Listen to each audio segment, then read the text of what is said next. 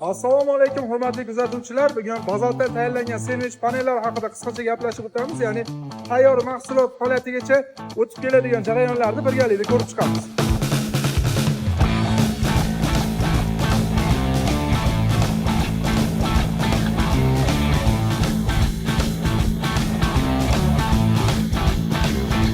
Jarayonlarimiz boshida avvalo plita shaklidagi bazatlarimiz 10 cm dan, ya'ni xuddi shu ko'rinishda zigzag shaklda sendvich panel ishlab chiqarish uchun qo'yamiz. Bu bizga sendvich panellarimiz mustahkamligini oshirib beradi.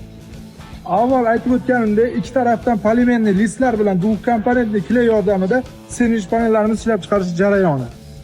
Ko'rib turganlaringdek, arra yordamida biz aytgan, ya'ni sizlarning razmerlaringizda sendvich panellarimizni kesib olamiz. Qalinliklariga keladigan bo'lsak, 5 cm dan boshlab 15 cm gacha siz aytgan razmerda ishlab chiqarish berish imkoniyati bizda mavjud. Va ko'rib turganlaringdek, jarayonlar oxiriga kelib, sendvich panelimiz xuddi shu ko'rinishda tayyor mahsulot ko'rinishiga keladi.